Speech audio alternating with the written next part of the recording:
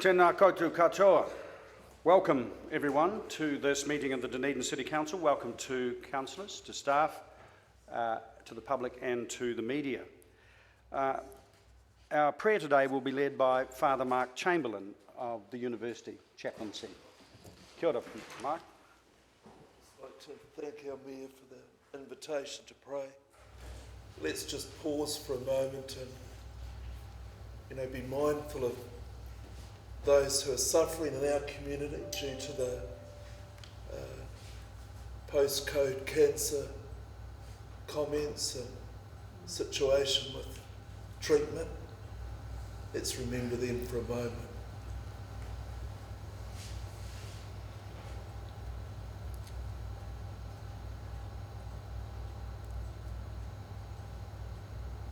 I'll read a poem from Anne Powell.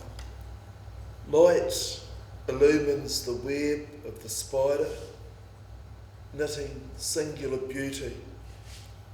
Pausing, I take photos from various angles, wanting to capture this pattern of delicacy and light. But what I'm taught is the rightness of leaving the spider to her knitting. Amen. Thanks, everyone. Thank you.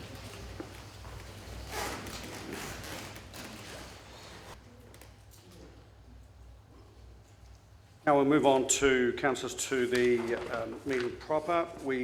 On to apologies. We have an apology for lateness from Councillor Laufiso, and I move that the council accepts the apology of Councillor Laufiso. Second to Councillor Elder. All those in favour, please say aye. Oh, this is for lateness. I'm sorry, for lateness. Right, on to confirmation of agenda. I move from the Chair that the Council confirms the agenda with the following alterations. In regard to Standing Order 2.1, Option C be adopted in relation to moving and seconding and speaking to amendments, and that item 16, the Mosgiel pool site selection, be withdrawn from the agenda. Second to Councillor Staines. All those in favour, please say aye. Aye. Against? Carried. Item 5, declarations of interest. Members are reminded to need to step aside from decision making where a conflict arises. I'll move that the council. Are there any changes to the declaration of the interest register? There are none. So I'll move that the council notes the elected members' interest register, attachment A, confirms the proposed management plan for elected member interests, and notes the executive leadership team's interest register. Second to Councillor Staines. All those in favour, please say aye. Aye. Against? Carried. On to confirmation of minutes. Item 6.1, I'll move that the Council confirms the public part of the minutes of the extraordinary Council meeting held on 11th of June 2019 is a correct record. So second to Councillor Elder. Thank you. Any discussion on that? I'll put it. All those in favour, please say aye. Aye. Against? Carried. Excuse me. Item 6.2, I'll move that Council confirms the public part of the minutes of the ordinary Council meeting held on 25th of June 2019 is a correct record. Councillor O'Malley, second. Any discussion? I'll put it. All those in favour, please say aye. Aye. Against? Carried. On to the minutes of committees. Item 7, Councillor Staines. Thank you, Your Worship. I move that Council confirms the public part of the minutes of the minutes of the Economic Development Committee meeting held on the 2nd of July 2019. Seconded Councillor Gary. Any discussion? I'll put it. All those in favour, please say aye. Aye. Against? Carried. Finance and Control Council controlled organisations. Councillor Lord. Yeah, I'd just like to recommend that Council notes the minutes of the Finance and Council controlled Organisations Committee held on the 2nd of July 2019. Second to Councillor Hall. Any discussion? I'll put it. All those in favour, please say aye. Aye. Against? Carried. Infrastructure Services and Networks Committee. Councillor Wilson. Thank you, Your Worship. That the Council notes the minutes of the Infrastructure Services and Networks Committee meeting held on the 10th of June 2019. Councillor O'Malley, seconding. Any discussion? All those in favour, please say aye. Aye. Against? Carried. Planning and Environment, Councillor Benson-Pope. Thank you, Your Worship. Just before moving the minute on the order paper, I'd like to offer my congratulations and presumably those of Council, hopefully, to Catherine Ward for the extraordinarily successful GLOW trial in the Octagon and elsewhere over the weekend. I'll move the minutes of the Planning and Environment Committee of 11 June. Seconding, Councillor Newell. All those in favour, please say aye. Aye. Against? Carried. Minutes of the community boards. Councillor Wiley. Thank you, Your Worship. I move that the Council notes the minutes of the Waikowai Coast Community Board 1st of May, the Strathtyre Community Board 2nd of May, the Mosgiel-Taieri Community Board the 8th of May, West Harbour Community Board the 8th of May, and the Saddle Hill Community Board the 9th of May. Second, Councillor O'Malley. Any discussion on any of those? I'll put it. All those in favour, please say aye. Aye. Against? Carried. So on to the reports proper. Item 17, temporary alcohol ban for the Fleetwood Mac concert. Can I invite Mr Pickford, Mr Blair and Mr Meacham? Welcome.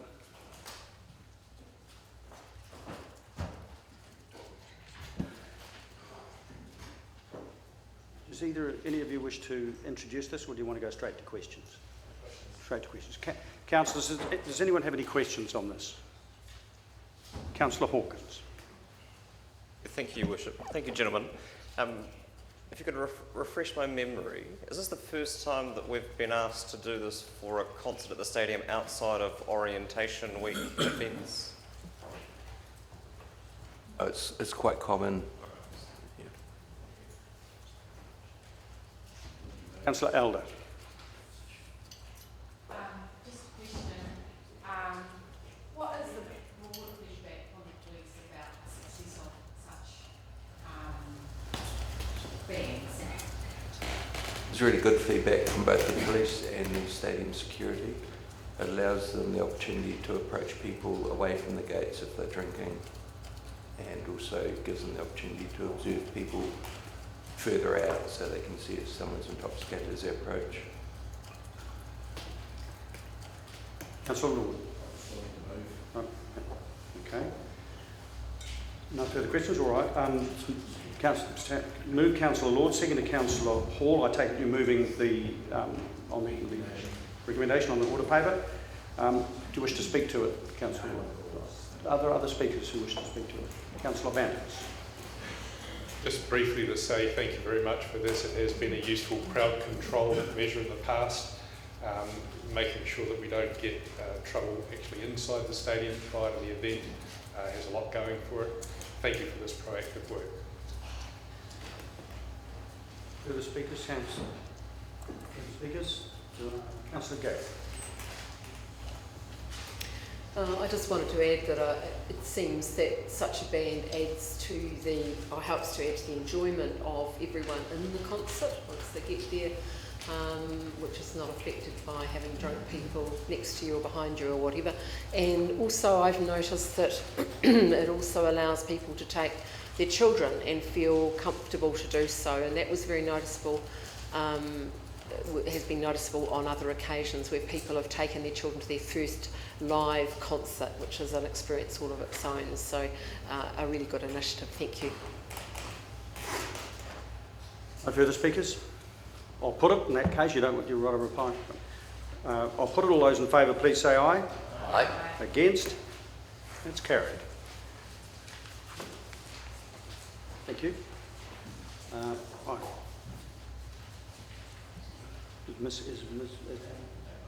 Welcome, Anne.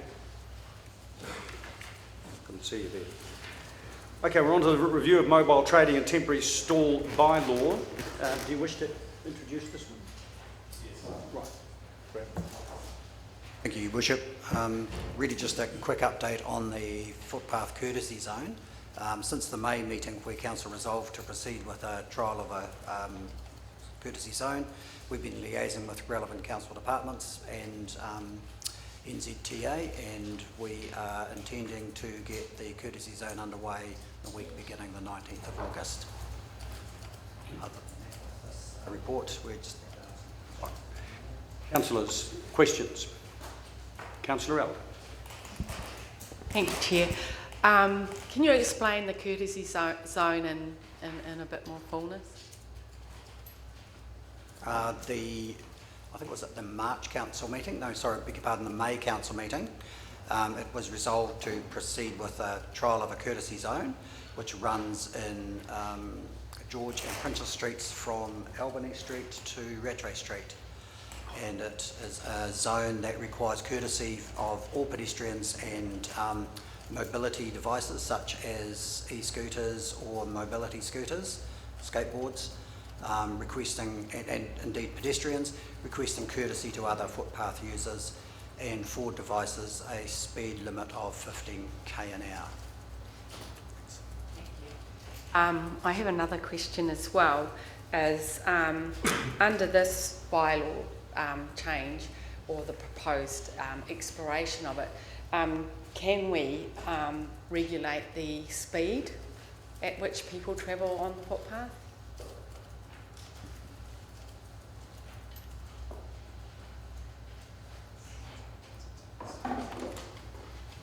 Through the Chair, this bylaw is really focused on trading as opposed to behaviour.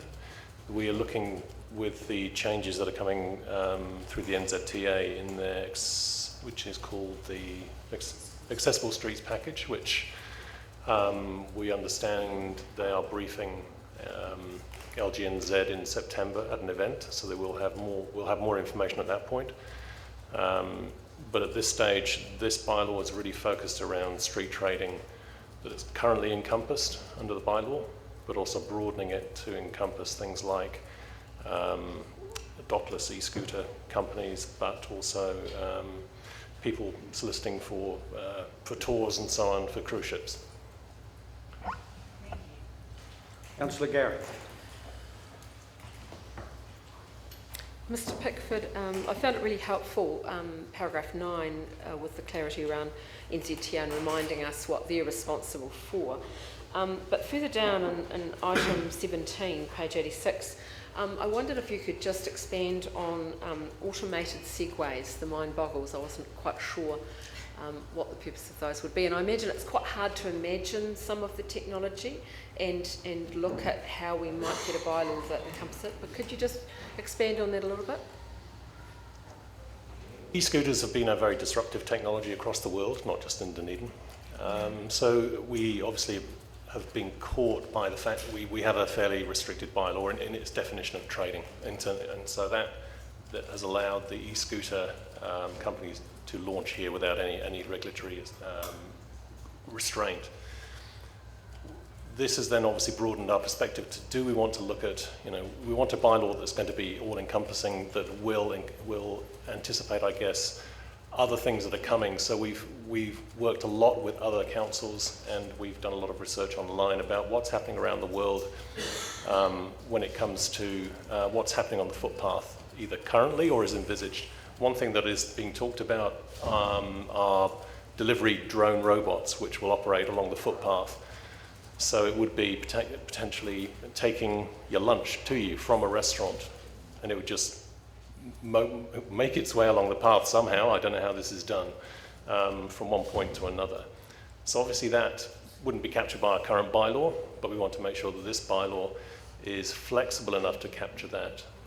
So it's those kind of things we think of. Anything that uses the footpath and there's a trade involved, we want to make sure we're capturing it. So my next question is, I imagine that we're thinking about unintended consequences, and I see you'd mentioned the street fundraising policy and maybe incorporating that. Can you assure us that the mobile traders will be really well consulted? And I assume they will be, but I just wanted to be reassured so that we make sure there are no unintended consequences in trying to focus on one aspect. Indeed, and that's very close to the heart of our mind, because this is such a broad topic in terms of trading. There's whole ranges of different things around trading. So whether it's a table and chairs on a footpath outside a bar, or a dockless scooter outfit, or a robot, or whatever it might be, we want to make sure that we just think about that, but also we don't have any unintended consequences, which is why the process actually takes quite a while, just to make sure we work through with our stakeholders and we don't have a situation where someone can't operate, and that was never the intention to regulate. Thank you. Councillor Benson-Poe. Thank you, Worship. Can you just confirm, given the process issue here, that those people, the vast majority of the community who don't think that footpaths are places for scooters, can engage in this process and pass that view on as part of the trading bylaw we're talking about in that context, as well as whatever might happen later with NZTA? Yes, indeed. I mean, all the information that's been gathered so far, whether it's through our complaint system or whether it's through the work we've done with the People's Panel, all of that will be fed into this review. Councillor Hawkins. Thank you, Worship. And I applaud the effort going into the scope of this review. But one of the considerations we have in determining whether a bylaw is the most appropriate response is being able to articulate what the problem is that we're trying to solve. And it's not entirely clear to me, particularly with regard to street fundraising and busking, what the problem is that's trying to be addressed here, as opposed to what sounds like trying to mitigate against an unforeseen future problem. And I don't know what the legal implications of that are in terms of the bar that we have to meet in forming a bylaw. So is there an issue that we're trying to address here, because it's not clear to me?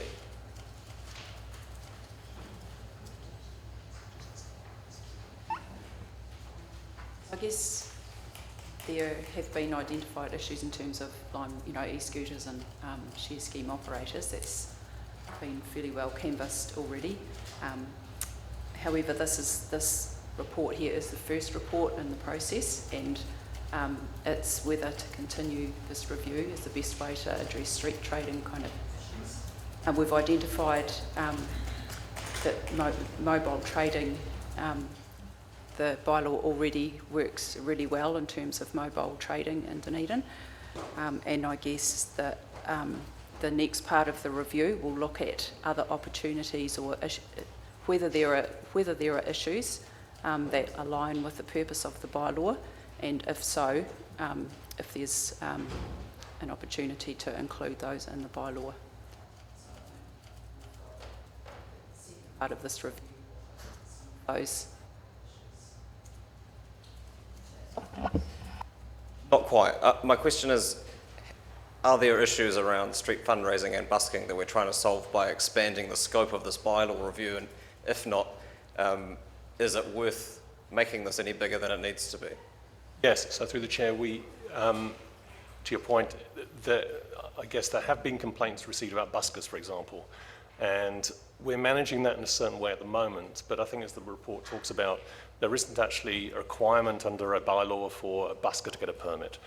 And we're just thinking and just really flagging it at this stage that it may be something, as the review unfolds, that it actually, once we test the community with some of these ideas, actually, yeah, this is something we either do want to do something about, we put in the bylaw, or we don't.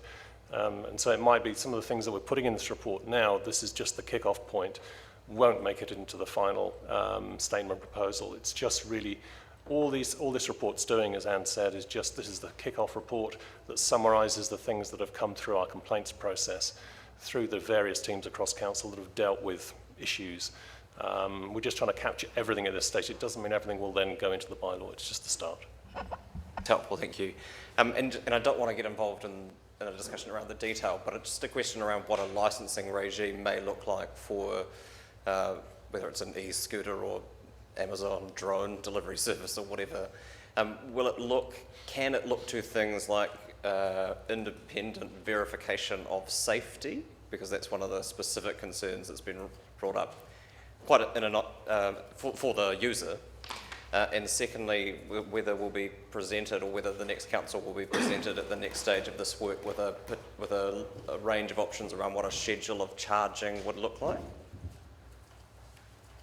So in answer to the first question, yes, we would, I guess in the case of e-scooters, that would be one thing that we would look to include, some assurance to us as far as that can be that the device being used is safe, but I think we'll traverse that when we get to it.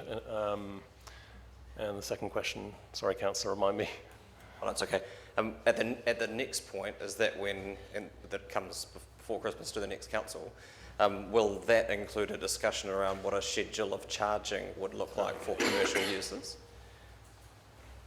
So currently the charging, I think, correct me if I'm wrong, it's probably around the tables and chairs is the only thing. The council's fees and charges. Yes, and that's currently in our current fees and charges, but we just have to look at how that's currently being done and do we need to change that. And so there would be a consequence for whoever has a license around street trading. So whether it be an e-scooter user or someone who's currently having tables and chairs, they already pay a fee. So it's that would come back as part of this process. Councillor O'Malley.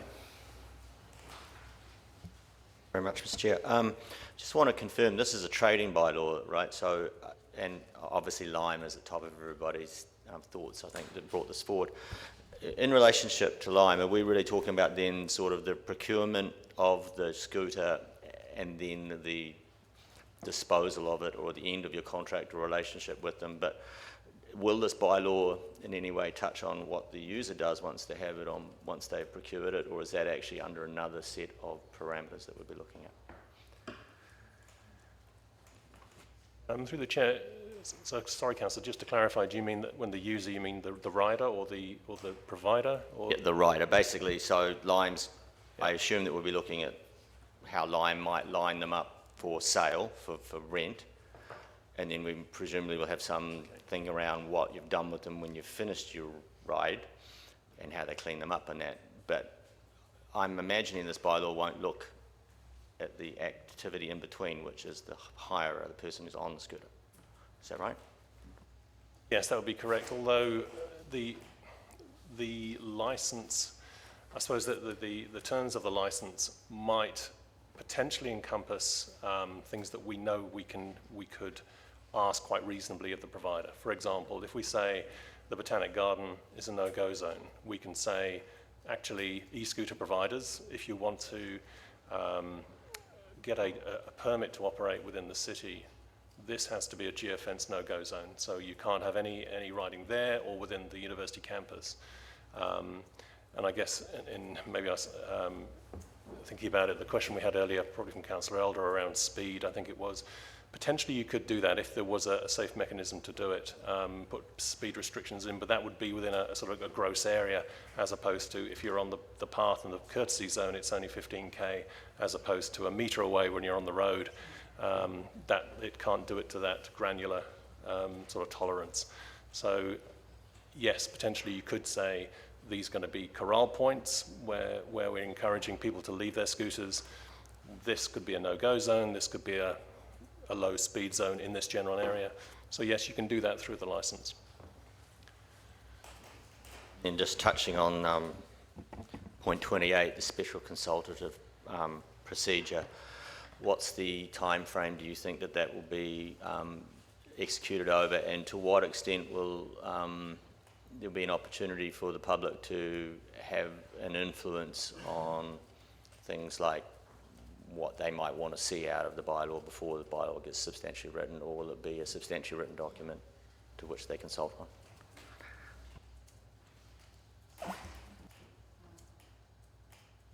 We are aiming to bring the next report to the council in November or before Christmas, and that will include a draft statement of proposal, which is the consultation document required for the special consultative procedure, and also a draft bylaw.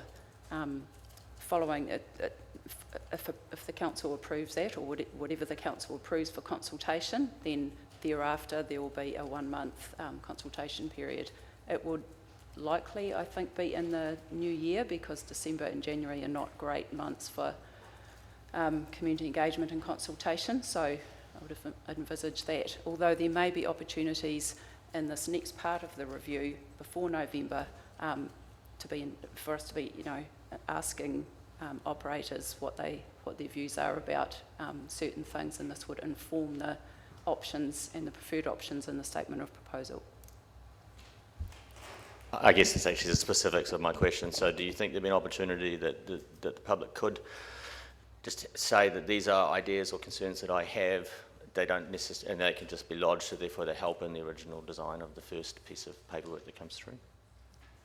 Certainly, and key stakeholders, large number, were sent the link to this report last week and asked for any initial feedback to come through, so we'd certainly be taking anything into account. So, touch with a large number of stakeholders, as you'll see, throughout the process.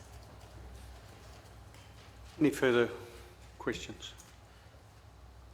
Someone like to move the recommendation? Councillor Elder, second Councillor O'Malley. Do you wish to speak to it in the first instance, Councillor Elder?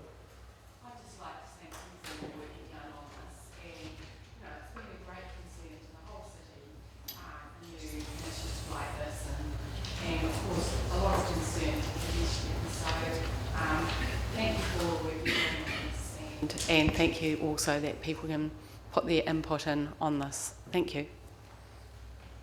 Further speakers? If there are none, I'll put it to the vote. All those in favour, please say aye. Aye. Against? Carried. Welcome, Councillor Laufiso. Right, we're on to item 19, procedure for appointment and remuneration of directors of Dunedin City Holdings Limited. Mr Toombs is going to join us.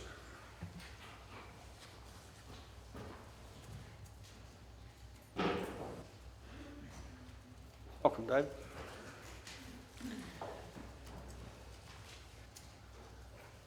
You need to go straight to questions.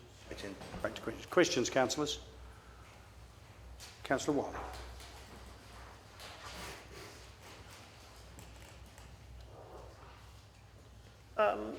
Mr Toombs, just something that sort of popped up and I just wanted some clarification on is, it says, other than, so where am I? Group considerations, page 102 of our papers, page 8 of the paper. What is it? 2.1.1.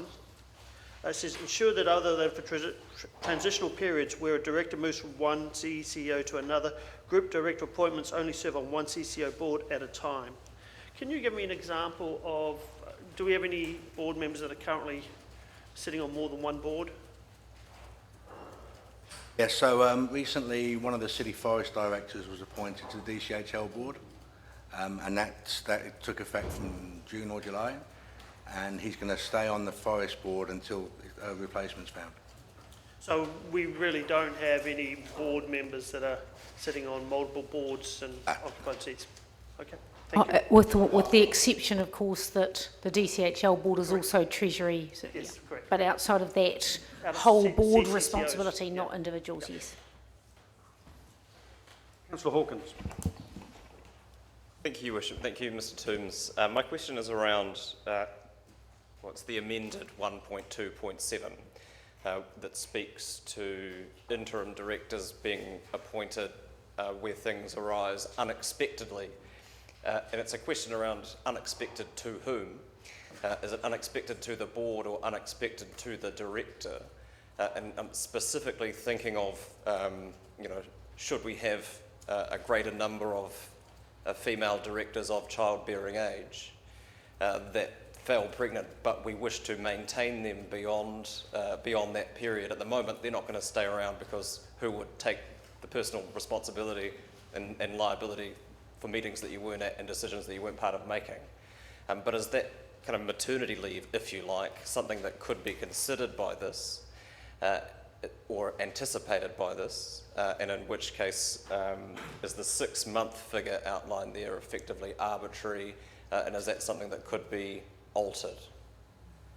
Okay, well, I'd say if someone went on maternity leave, that's kind of not really unexpected. There's a few signs might be leading up to it.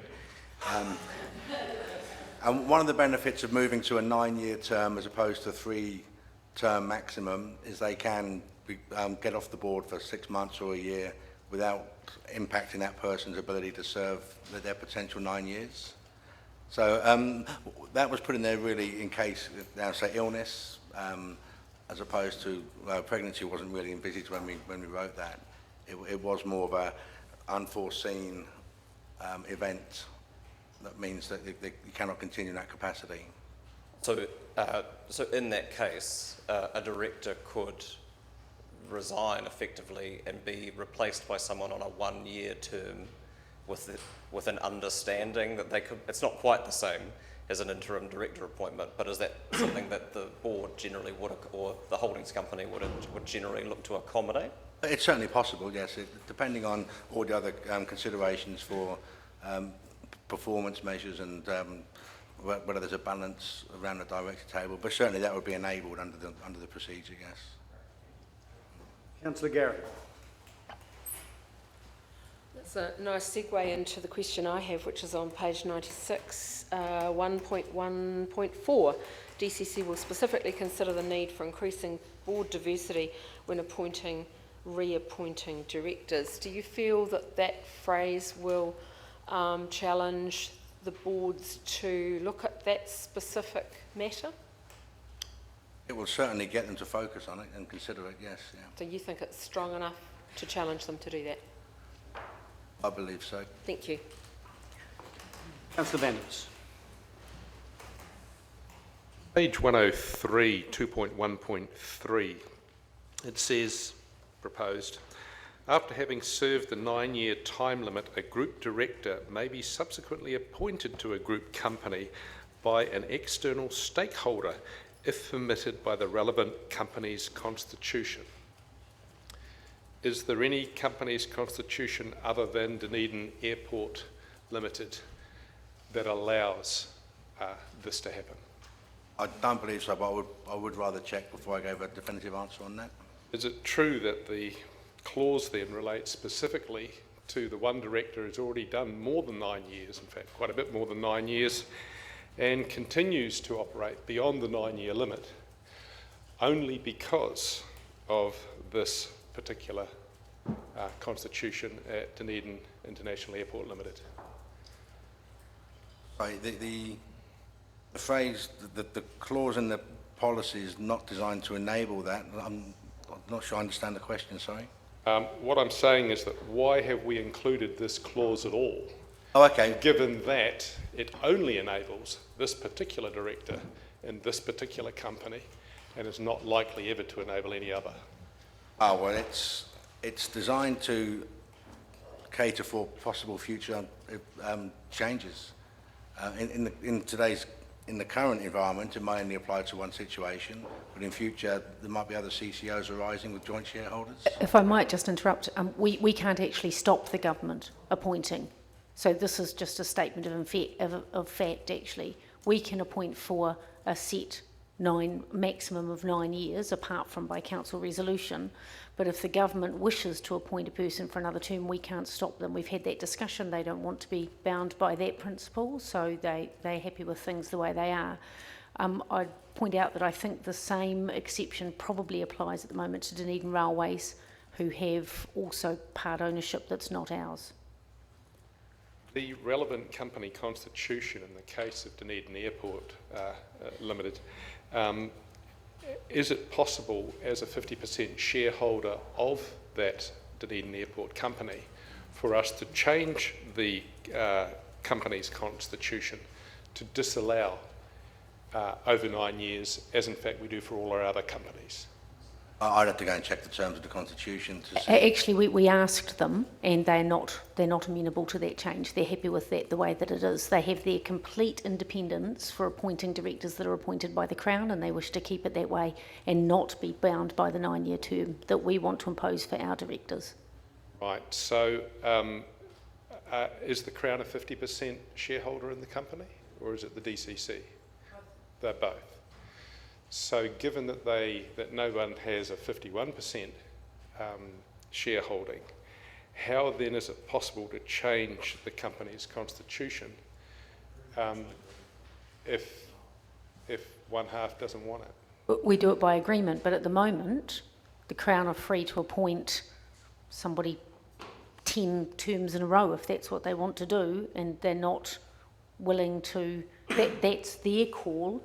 They want the right to make their own call without being subject to the changes that we're making for our appointments. So this is specifically, this the set of changes to a maximum of 9 years is about council's appointments to our CCTOs. Yes, I understand that. I'm trying to get to the basis of the 50% shareholding that we have in Dunedin Airport and how another 50% shareholding can override our decisions on that. Is it just because the status quo has to be maintained unless you can get agreement of the other side? No, they can't override, we can't override theirs. So neither, in the same way as they can't come in and say to us, you're not allowed to have a maximum of 9 years, we can't go and say to them, you have to allow a maximum of 9 years. Each of us have our own independent process for appointing directors to that company.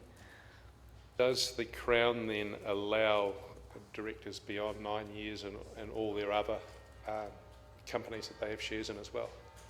I've got no idea. I would assume they probably do in many instances, but I don't know. We haven't looked into that. Thank you. Councillor Hawkins. Thank you. Councillor Wilson. Thank you. I just want to understand the idea of the wording, and it's been dealt with already, 1.1.4, which are board diversity, and often we think of that as male and female, and which is appropriate. But in this day and age of disruptive technologies, I do wonder about getting young people who are in a different mindset into the companies, and I've certainly suggested names in the past without as a consideration, and I haven't heard. And I know you've got an internship program, but where would that fall in, or would it fall in under this for knowledge or understanding of disruptive technologies and how they may affect an industry? Yes, certainly. If the board felt that skill was needed around the table, and they would emphasise that in the whatever advertising they put in place for that director vacancy. But just bearing in mind the board's need, in the first instance, they advertise for the vacancy, they emphasise what skills they're looking for through the vacancy. But to a large extent, they are reliant on people responding to the request to register their interest in the position. If the board feels that the candidates that apply isn't suitable for the request, then they might be able to go and approach certain people, which they can do anyway, of course. But when the boards have a vacancy, they will look at what skill set they're looking to fill. Well, the other question for that then, I suppose, if that's all right, Your Worship, is do DCHL challenge themselves to think about the certainty of the future of the markets of the subsidiary companies at times, and the challenges that there may be to that industry remaining as it is when they're looking at the skill mix? I believe so, yes, yeah. Thank you. Councillor Vanders.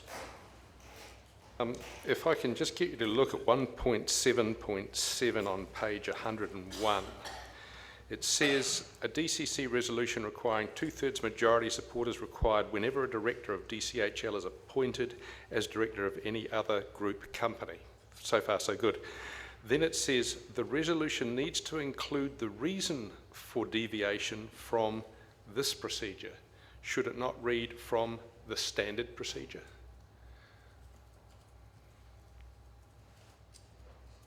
Yeah, that's probably a sensible change. This procedure means the procedure outlined in this document, but the standard procedure would probably be good for clarification. Thank you. Councillor Elder. Thank you, Chair. So are some of these changes around the ability for boards to take on... Councillor, your microphone's not on. Oh, sorry. To bring in people with particular skills as an advisory director for a short term? The changes, no, they're not specifically looking to enable that, no. Okay. No. So does that happen? It hasn't happened. If the board was to think that they need some extra advisory skill set around the table, they wouldn't have to get that through another director. They could just get a consultant on board to help, yeah. Okay, thank you. Councillor Alfiso. Thank you, Your Worship. Kia ora moto mahi. Thank you, Mr. Toombs. I'm referring to, it's kind of tangential, and it's not directly referring to the motion or to the recommended option, but I'm just looking at page 113, the appendices for Appendix B, Appendix B, sorry, looking at the list of required competencies for directors, and I'm particularly interested in the understanding and commitment to DCC's obligation to Te Tiriti o Waitangi. Is there a set matrix, if you like, across all the boards for how to establish this skill set with directors? I'd have to take that on notice if I can and get back to you. That wasn't one of the changes as per this paper. That's an existing policy. That's if I can get back to you. Yeah, thanks. Councillor Alfiso, in consideration of your slight disability at the moment, please feel free to sit when you want to ask a question or speak. Any further questions? There are none. Would someone like to move the recommended resolution? Councillor Wilson, second to Councillor Benson-Pope. Councillor Wilson, do you wish to speak to it? No. Are there any other speakers? Councillor Gary. I know that colleagues have heard me make these comments before, but I'm going to make them again. And it's in relation to the question I asked previously, and I was very pleased to see 1.1.4 in there around the need for increasing board diversity. And by diversity, I mean diversity, be it ethnic or gender or youth, whatever, or age. And I was interested in an interview, a television interview recently, where it was with the CEO of the Chamber of Commerce in Iceland, a woman. And she talked about the fact they've had to put a cap on the number of women on their boards because there are now so many women stepping up and appointed to boards that they are the majority. So they've put a cap on the number. We're certainly not at that place here now. But she did make the point that the research says that one is a token, two is a minority, and three actually can change the culture. So I just mention that in passing for what it's worth. I was very pleased to see this here. It's something I've whittled on about, and I will say that about myself through the triennium, but I do think it is really important, and I do think we have some ways to go yet. I see really capable people out there, whether they be young directors, women, other ethnicities, in terms of Institute of Directors, and I don't necessarily see them on our boards, although I have noted some progress. And I take Mr. Toombs's point about we can advertise and if people don't apply, but we need to make sure there are no barriers to them applying, and we need to challenge, or the companies need to challenge themselves. Thank you, Your Worship. Further speakers? There are none. You don't want to exercise your right of reply either, Councillor Wilson? I'll put it. All those in favour, please say aye. Aye. Against? Carried. Thank you, Mr. Toombs. Item 20, DCC Clean Car Standard and Clean Car Discount Submission. Ms Graham and Mr Jacobs. Or is it just Ms Graham? Are you both here? Welcome. Now, do you wish to introduce this, or do you want to go straight to questions? Go straight to questions.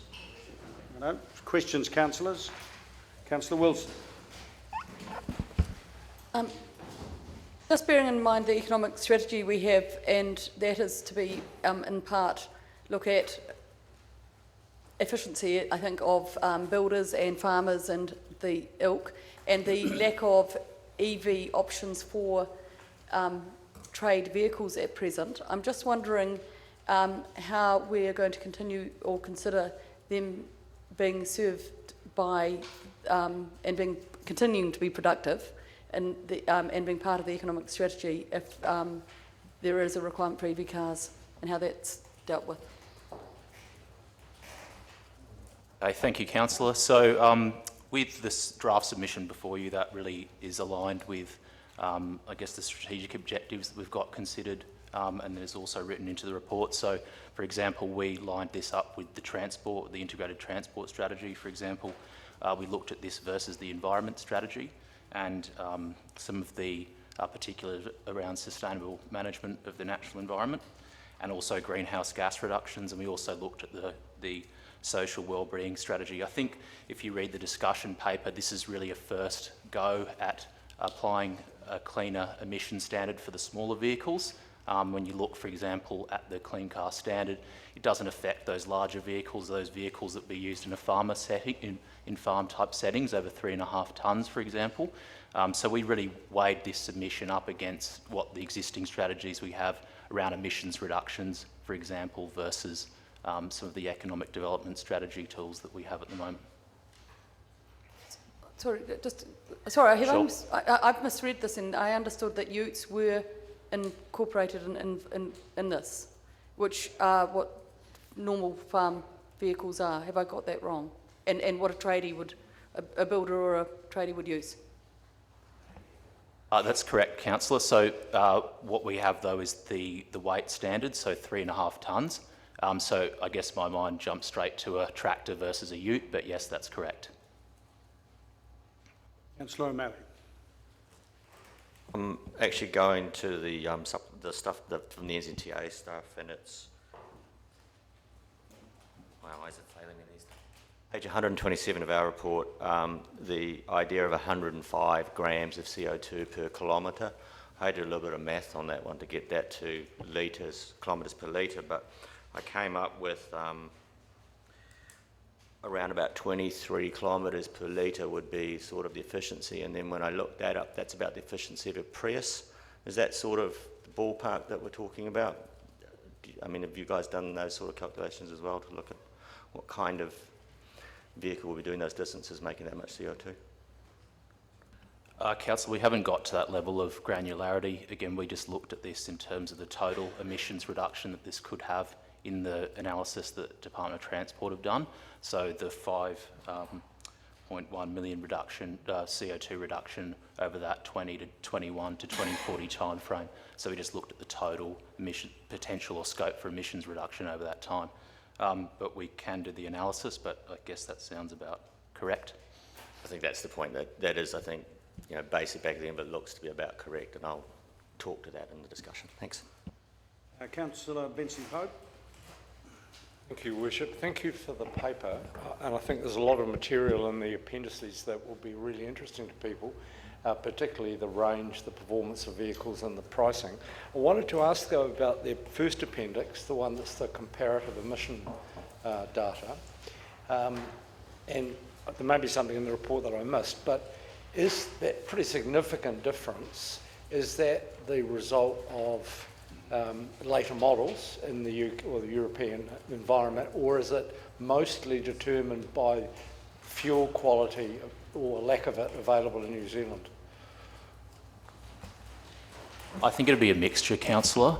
I think, for example, if you look at, I guess, the global standard, the report does, or the discussion paper, pardon me, does note that New Zealand is one of only 3 OECD countries that are without a fuel efficiency standard on imported vehicles. So I think that that would obviously have some factor to do with the available data that we've got listed in the attachment.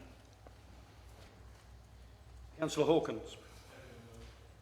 Will you move? Are there any further questions before we move on to Councillor Wiley?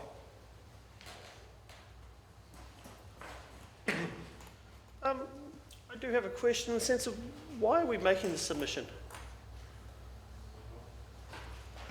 Can I suggest that that's not a question for the staff? They asked council for, and the chief executive, whether we make a submission, and we decided we would. So it's not the staff who decide that. Okay. When I read through the submission, I look at some of the graphs and etc. And like, for example, on page 123, it shows the transport emissions growth. Do we know what the vehicle growth has been over that time from 1990 to 2017? No, councillor, it would be the Department of Transport's information to research and hold, not ours. Okay, so I think the numbers from 2000 onwards, I think was about 1.7 million, and today, for passenger car van that is, and today it's about 3.4. So when I start looking at the graphs and the emissions, I sort of get a little bit wary of obviously there's a lot more cars on the road than were in 1990, and looking at that growth and that graph, I sort of question how some of this material has been put together. And I know this is government material, not council material, so that's the part that I'm looking at. Is there I saw no discussion about, and again, I actually took the opportunity to go and test drive an electric vehicle last Thursday to see, and one of the issues that I've came across is that, do we know how many, for example, residents in Dunedin would have to get $3,000 worth of electrical work to be done if we were going down this pathway? Yeah, it's a good point, Councillor. I can only probably comment on the amount of EV uptake that we've currently got in the city at the moment. So the latest numbers that we have from NZTA is 523 electric vehicles in the city, which I understand is the highest in New Zealand per capita. So we have noted there has been a strong EV uptake at the same time as there has been, as you've alluded to in the graph, I guess increased amount of vehicles on the road, and then also an increasing transport emissions profile. But to just sort of answer your question, there has been strong EV uptake, specifically in Dunedin on a per capita basis in this city, which is quite unique to others. So when we look at the power network and the structure around that, I'm understanding, unless they're new builds or recent builds, that the houses have to be retrofitted with about $3,000 worth of electrical work. So I'm trying to... I can tell you that that's not true. Oh, okay, that's the figure I got given from the car dealer. Okay. I saw, and again, understanding this is not all council work, this is a lot of government work, I'm struggling to see what other countries have gone down a similar pathway to this on this area. I know most countries around the world have basically given a contribution or a discount to EVs, but have not taxed diesel or petrol vehicles. And from what the research I was able to see, that we were the only country that did that, but yet I don't see anything in our submission referencing that.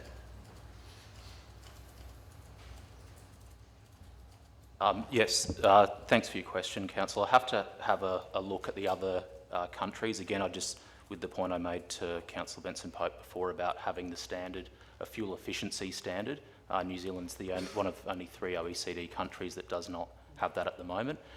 So I think that puts, I guess, us in a unique category globally on a national level. But I'd have to have a look at other countries and probably get back to you about where we sit in a comparative sense in that respect. As I saw, all the countries were offering discounts, but it looks like we were the only ones that were basically going to be, the government was going to only be the only country that taxes the vehicles on the other side. Do we know roughly what the revenue would be generated from that tax? I believe there's a lot of modelling that still has to actually take place on this. There's still a lot of uncertainty in the discussion paper around the number of dealers, the number of vehicles, for example, affected, but I don't have that information to hand. Okay, so a figure of $900 to $1 billion, which I saw quoted over the next 5 years. You can't comment? No, that's fine. The other thing that I've sort of struggled with in my research on EVs is, and nowhere have I seen it again in this paper, and I would have thought it might have been highlighted by a couple in this room, is the ethics of some of the mining practices that take place around production of electric car batteries in particular. And what I refer to mostly is cobalt mining in the Congo, where they're using children to mine in those areas. But yet I see nothing in the paper talking about, we talk about the wonders of EV vehicles, but not the issues around them. Yes, Councillor, I noted that absence too, and I can only obviously speak to what's in the discussion paper and the submission. Yeah, thank you. Councillor Wilson. I've no problems with the intent of the the bill and the submission, but I'm concerned about supporting something that I think will come at a cost substantially. Now, when you've considered this, have you thought about the options or the alternative options that many people in Dunedin may have or not have, and whether that's equitable to support it generally rather than the nuance that I'm wondering whether we should be slightly more nuanced and realise that some people do not have necessary options by the nature of the roads that they've got or the location where they live. Now, I've desperately been trying to get an EV car to use, but I have yet to find one that will give me the range that would satisfy my needs. We have a substantial amount of Dunedinites who could not be particularly efficient if they were in EV cars yet. And so I'm just, whether we should be more nuanced on that, or did you consider something that may nuance that better? Yes, Councillor. I believe that probably just want to cite the statistic before about the strong uptake of EVs in Dunedin, which is quite unusual compared to other cities, which does suggest that I guess there are a range of decisions that go into purchasing EVs other than cost. So, like as you mentioned, Councillor, about travel time, on top of affordability and these other sorts of considerations. Again, this submission was written in line with the strategic objectives that we've got around emissions reduction, resource use, etc., and also aligning with trends that are already underway, i.e. EV uptake already in Dunedin. We saw that as encouraging and then hence weighed that against support and submission. Could I just understand, for someone who's living in Hyde and has to travel to Dunedin, or in Mount Watkins Road near Waikoiti, what would their options be? And do they have an alternative options at the moment or in the very foreseeable future to have vehicles? And if they don't, should we be nuancing that as, while we appreciate and absolutely support the intent of the bill, whether that is a practical or fair, equitable one size fits all, and if they can't get EV car with capacity at the moment? I think that's a fair point, Councillor. I think if you look at it in the broader suite of options that we're trying to emphasise with mode shift and ride share, all these other options for people, understand about travel times, and there's some unique situations there where people have to, I guess, undertake extensive travel where an EV isn't quite available for them. I guess that's part of a broader discussion around integrated transport that we want to that we want to have. But yeah, I think I can only, I guess, speak to what we've currently drafted in the draft submission, and I guess we put to discussion about being more nuanced. But what we've got in the draft submission again is weighed against what the commitments we've made in the various strategies I've outlined and the trends that are already existing and underway. Councillor Wilson, I'm happy for you to move an amendment if you wish. Yeah. Councillor Hawkins. Yeah, thank you. Just a follow-up question to that, really. Is it not the case that the proposal only affects the purchase of new vehicles or used vehicles less than 3 years old? So for people in outlying communities, an option for them to go about buying vehicles and not be affected by this would be to purchase a vehicle more than 3 years old or something that was in the existing fleet between now and 2021. That's correct. Thanks. Right. There are no more questions. Councillor Hawkins, you've moved. Is there a seconder? Councillor O'Malley. Councillor Hawkins, do you wish to speak to this in the first instance? Yeah, I do. Thank you, Your Worship. As has been pointed out, Dunedin has the highest rate of electric vehicles per capita in the country, and if there's anything that we're proud of in this country, it's having the highest rate of something per capita.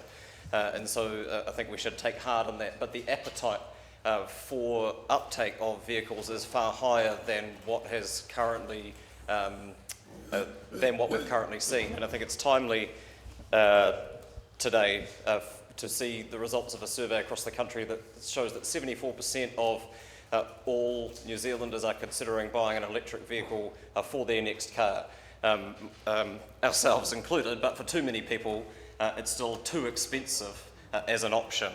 Because try as we might justify the long-term benefits, and this paper, this discussion paper does that, Something paying for itself over time doesn't pay for it in the first instance. And so the effect of this proposal is to make it easier for some people who are in a position to be buying new vehicles or very recent model vehicles. And in time, the flow-on effect of that will be to have more efficient, lower emission vehicles in the second-hand fleet, which will benefit people more broadly, because what we know is that people on lower incomes buy cheaper cars and they tend to be less efficient and therefore more expensive to run, and it's bad for both them in terms of their economic capacity and for our environment. To meet our carbon goals, both nationally and internationally, we need to radically rethink how our transport network works. And that means reducing the need for light vehicles in the way that we currently use them. And that means investing in alternatives so that people who can't drive or don't want to drive or don't need to drive don't have to. And for people who do need to continue to, and Councillor Wilson has referred to some, we need to radically make more efficient the remaining vehicle fleet that is required and electrify that wherever possible. What this proposal is a regulatory push and a financial incentive in the right direction. It's environmentally helpful, obviously, in terms of its impact on the country's carbon profile, but I think also economically helpful in that if people are spending less money on petrol, then they have more money to spend circulating through our local economy, and that's something that is certainly worth supporting. I'm a little unsure about some of the technical details around where the zero band should sit and whether you should allow poor performing importers and solidly performing importers to effectively be able to balance each other out, but I'll defer to the no doubt screeds of far more technically informed submissions that we made on those points to inform the work of both government and the Interim Climate Change Commission and eventually the Independent Climate Change Commission as this work progresses. But I think this is long overdue in terms of putting in place some financial incentives. As the report outlines, we're lagging behind both in a regulatory and an incentive basis of our OECD partners, and I'm looking forward to seeing this being implemented and being strengthened progressively over time. Thanks. Further speakers? Councillor O'Malley, then Councillor Gary. Thank you, Worship. I think that this is a very relevant thing to be confronting, and I'm looking really at the 105 grams per CO2 per kilometre that is sitting in the target to 2025. When you do that calculation, that comes out to basically 22 kilometres per litre, or if you still like your American system of understanding, 52 miles to the gallon. Now, that's not an outrageously technically difficult target, and the reason I brought up the Toyota Prius is because that in fact is what the Prius gets now. So we are talking about cars that do have range, that are quite capable because they are combined hybrid technology, and they represent what in fact you would call a bridging technology. By lowering the level of tolerance of CO2 production over a period of time put out in front of you allows manufacturers to make vehicles that meet your new standards. It's true that the consumer has very little choice over what they end up buying. They're very dependent on what the manufacturer makes. And my experience, I watched this happen in the United States when car manufacturers declared that it would be the end of their industry if those Democrats brought in a 30 mile per gallon demand on new vehicles. They said it was an impossible vehicle to make. The debate went on for 4 years, and then the rule came in, and the following year, 30 mile per gallon cars came out on the market. The technology needs to be, invariably these organisations are by their very nature conservative, and they don't respond unless they're forced to respond. And this is effectively us operating on a national level to demand that. I also think that we need to consider what we're doing every time we put petrol in our car. I mean, I know I still drive an internal combustion engine vehicle, but it's a little one, and that's a conscious decision, and I will try to keep my vehicles efficient. But you've got to look at the chemistry of what you're doing.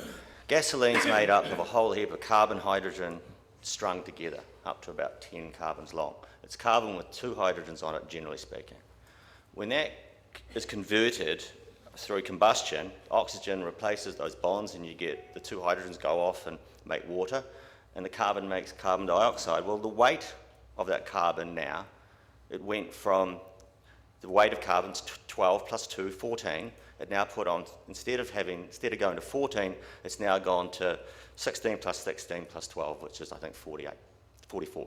It's triple, basically.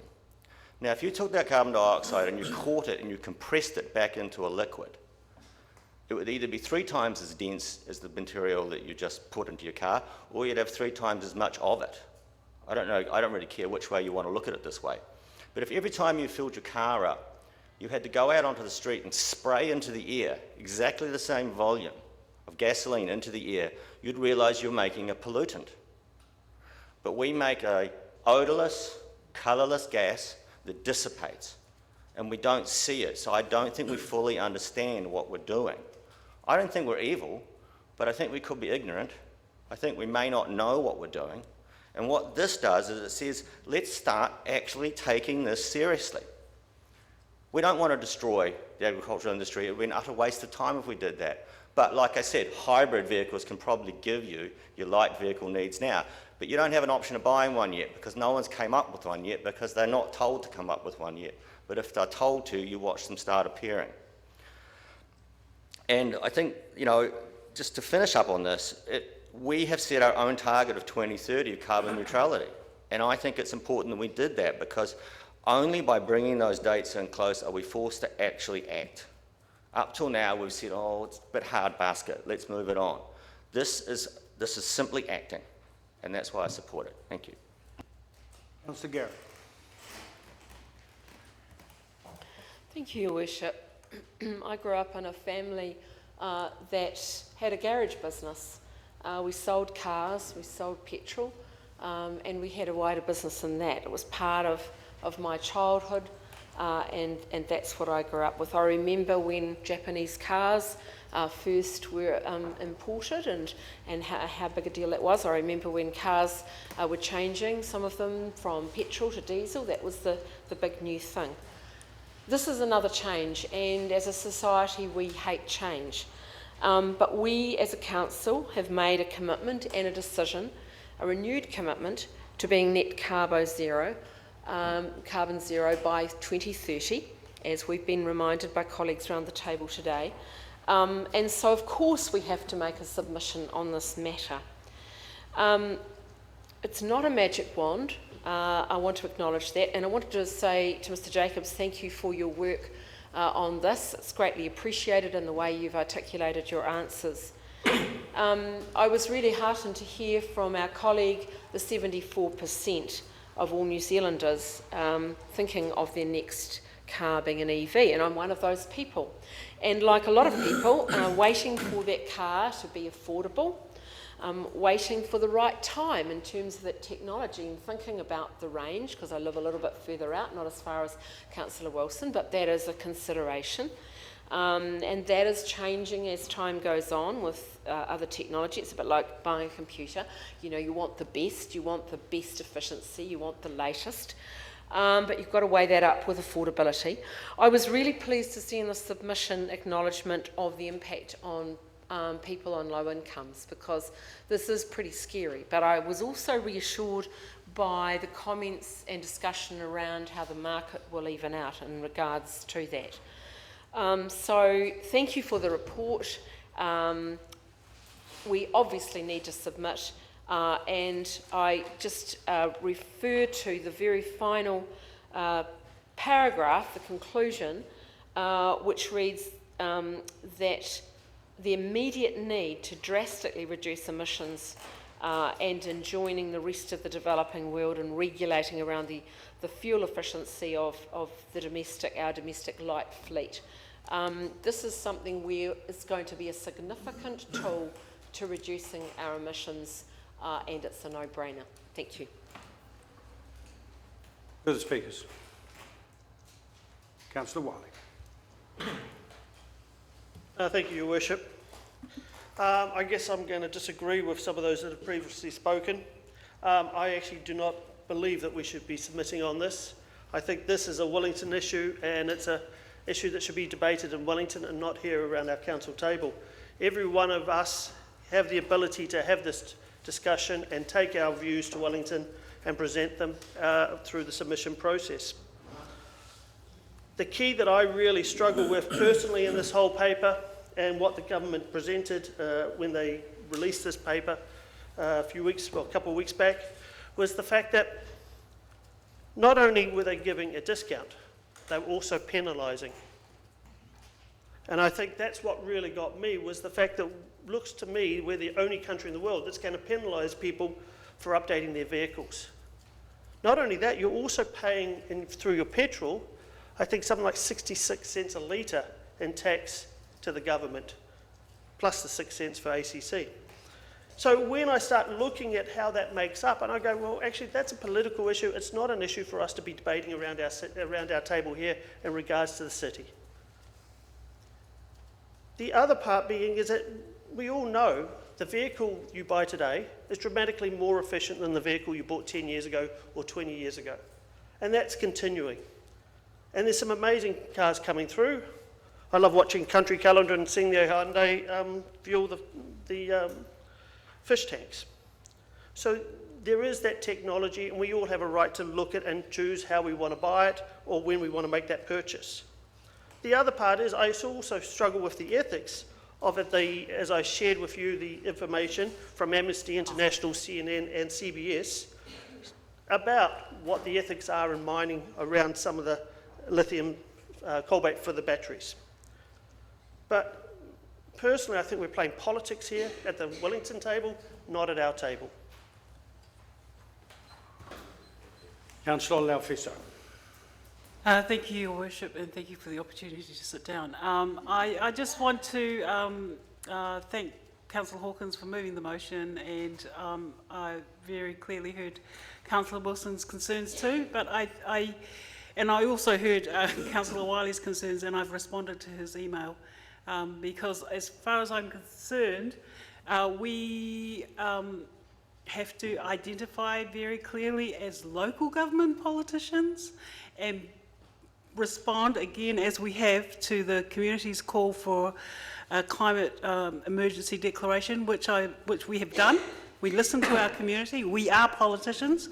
The issue does not belong in Wellington. It belongs to all of us. It belongs to the motu, and it belongs to the whole world. So I just thank the staff for this report. I think this is just another way, and we're going to be working really hard in the next decade or so, because we have to take this climate emergency declaration seriously, and all we're doing is demonstrating again that we take this seriously and that we are concerned for our children and grandchildren's future. Kia ora. Councillor Staines.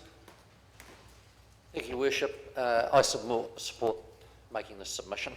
As a city, we've chosen to set ourselves a target to reduce our carbon footprint. And legislation of this type will help us along that journey. And it's not as though this is in an area where the public of New Zealand aren't already on the journey.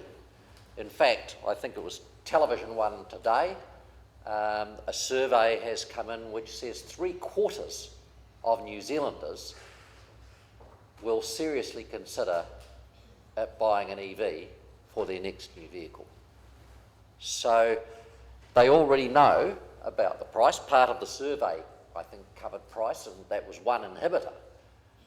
But that still left 3/4 of New Zealanders saying they'd take it seriously for their next vehicle.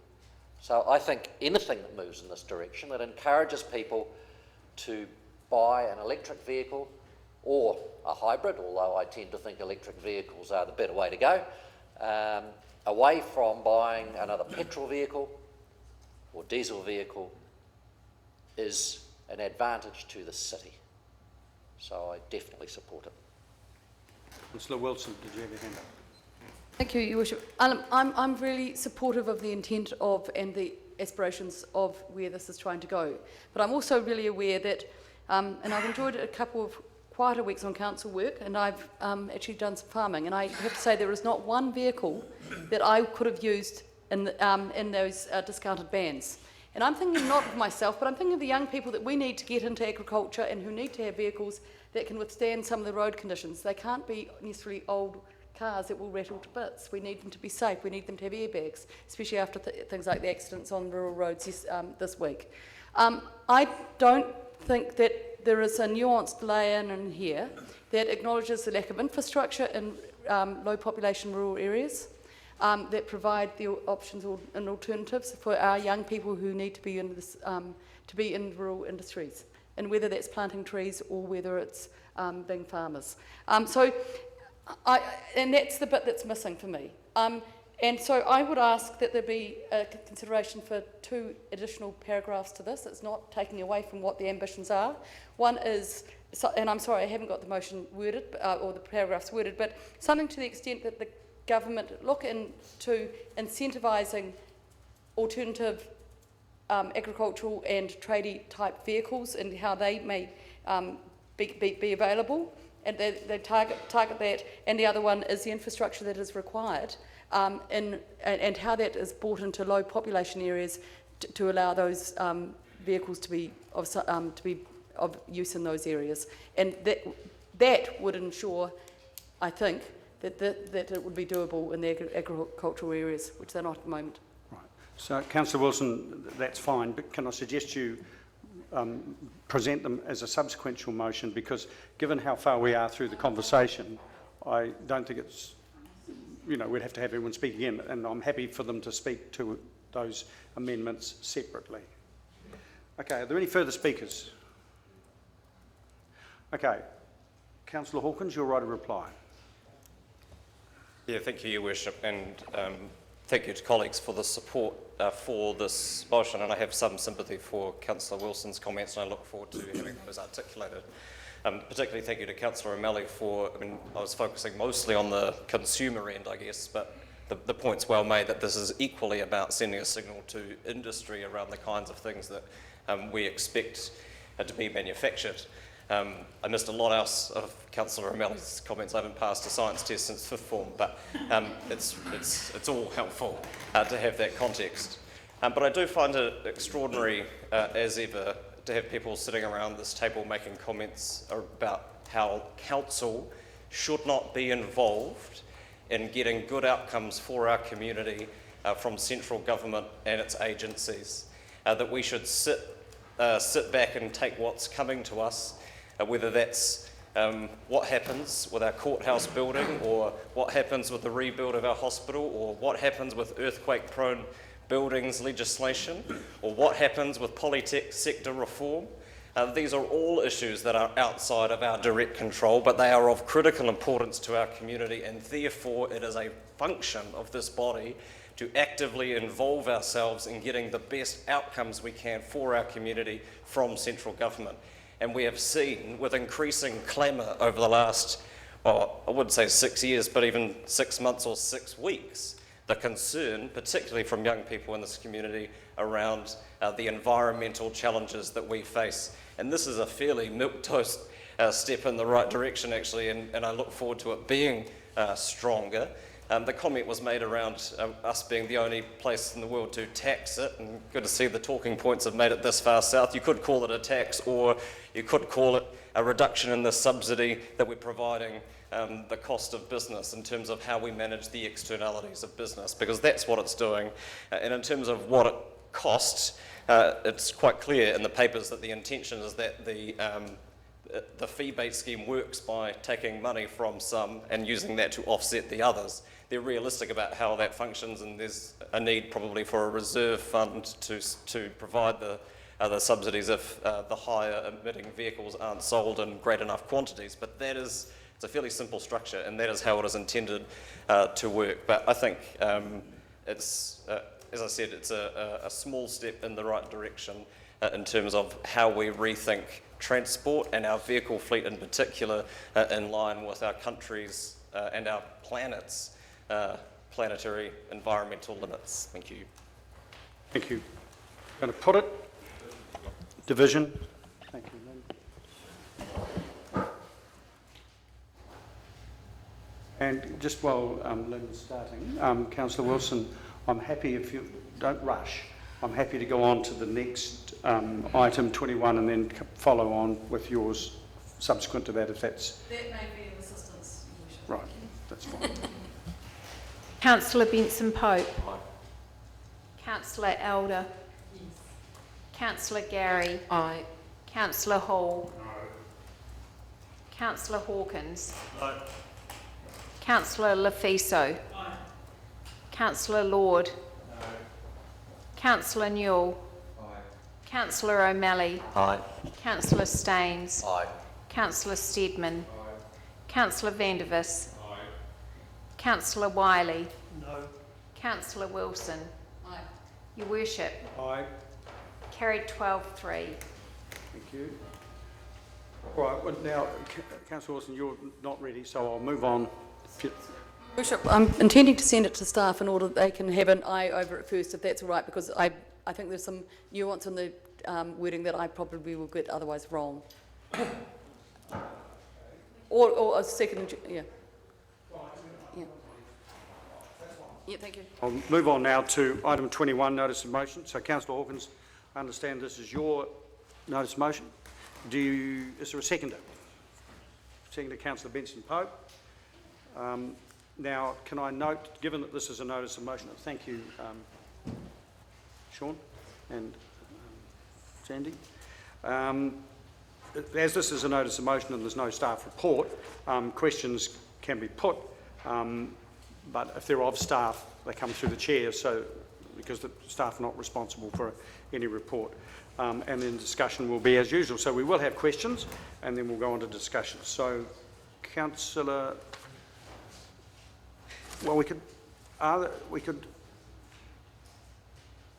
think we might open it up for questions initially before we have discussion, and then the two don't get confused. So, is there any questions? I suspect they'll largely be of the mover rather than of anyone else.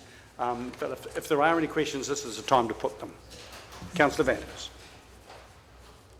Question of staff, given that this is asking for a very comprehensive research into all publicly available on and off-street parking, public and private parking buildings. First question, any idea based on previous research what cost might be involved in getting this information? And the second question is, do we have any right to demand private parking information from private parking providers? Are they not able to basically say it's commercially sensitive and go away? When the notice of motion came through, I chatted to the transport team because they're doing the parking study. A lot of this work is underway, and they said they were quite comfortable with this piece of work, so I can't give you a price. As for whether we have the right, generally we'd ask. If they give it to us, they give it to us. Any other questions? Okay, Councillor Hawkins, if you want to speak to your motion. Yeah, thank you, and I can't see this as being wildly controversial. I would like to add to the thanks that Councillor Benson Pope extended to Catherine Ward and her team for the event over the weekend. A remarkably successful illustration of what can happen in your downtown area when you shift the balance ever so slightly. Didn't even close off the road in favour of people and pedestrians, and in particular families. It was extraordinary to see. There are a few opinions that people hold more fiercely than the ones that they do about car parking, but the plural of opinion isn't data. In recent times, we've seen a number of changes here in the city. We have a growing population.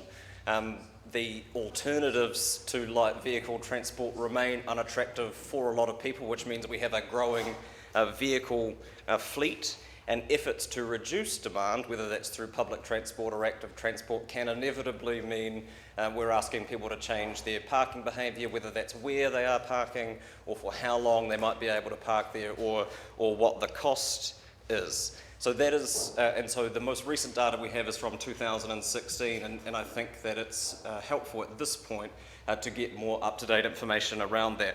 Because the feedback, even from people who generally support the direction that council is going from a integrated transport perspective, is that it's time to take stock and see what our occupancy data is to better inform decisions in the future, because we need to know the scale of the problem, really, before we go rushing off promising that we're going to build car parking buildings everywhere, because we don't know if that's what we need yet or not.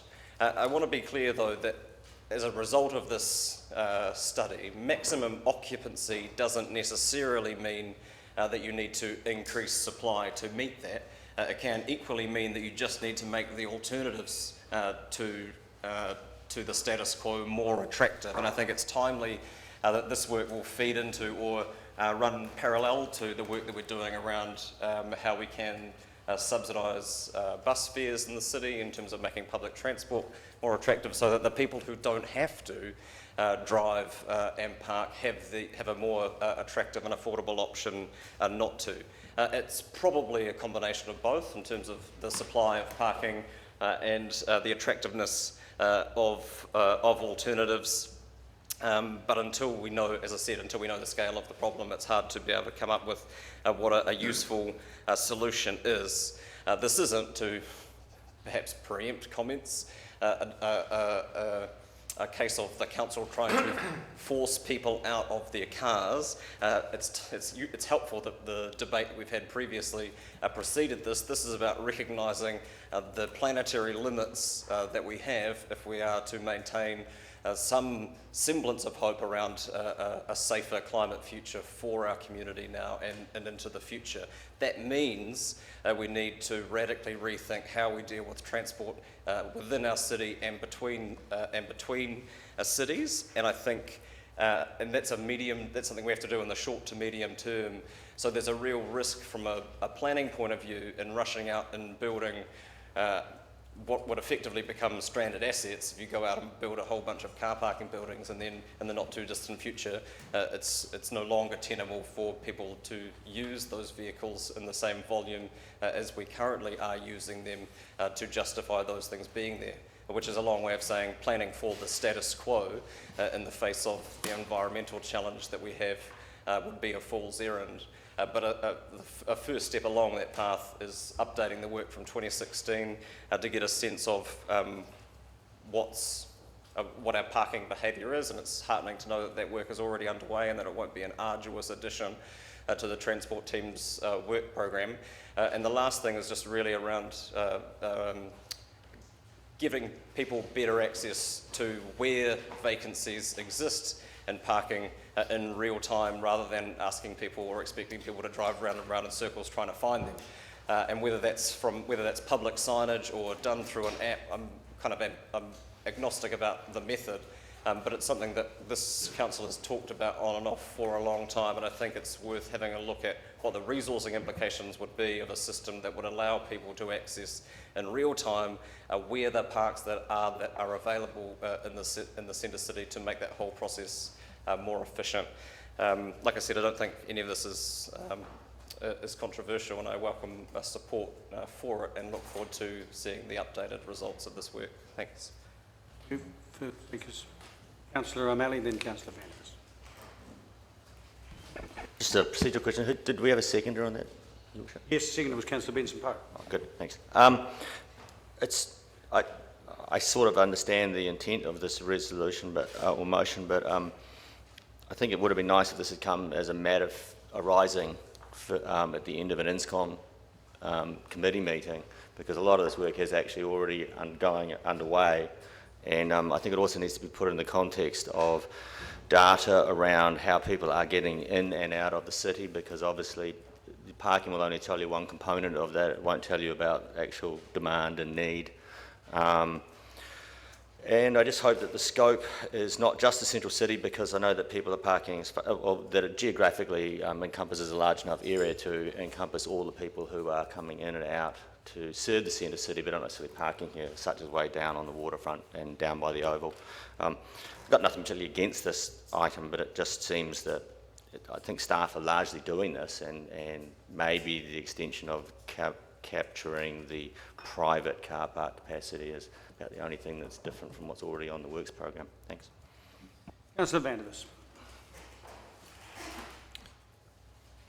It's been made clear that staff are already doing this work in a way that hopefully will be able to be comparable with previous data sets, something that we haven't had in the past. There have been issues in the past with the definition of what is the central city area. There have been issues in the past with how different types of parks have been categorised, and hopefully the staff work that is already underway will be the same kind of format as we had in 2016, and therefore comparisons will be relevant. I'm concerned that this request here is very specific and may not align with the way data has been collected in the past, especially when it's relating to occupancy data for the central city area, and it's talking about public and private parking buildings, publicly available on and off-street parking. As somebody who had to build his own private car park a long time ago when I was running a business in Dunedin, I don't believe it's any of the city's business to know how many car parks I had, how much I'm charging for them, what the occupancy rates are. In fact, occupancy rates are probably something that I would have had trouble to even estimate, given that I never kept such information. So having a different, if you like, a template for looking at parking, as this motion suggests, I think is unhelpful. I would much prefer to see staff continue with their existing parking work, which is already underway. Councillor Hawkins has said that we need to find out if we really need that much more parking, and he's mentioned several times whether we have a need to build car parking buildings. Our Chief Executive has already been quite clear that if you build a car parking building, you're talking $35,000 approximately per car parking space. Given the state of our debt, building parking buildings, I think, is quite frankly not even something that we could hope to do. It's simply in that impossible category. So let's not even bother with trying to consider car parking buildings when we have so many other parking options available at ground level and at extremely small amounts of money to provide.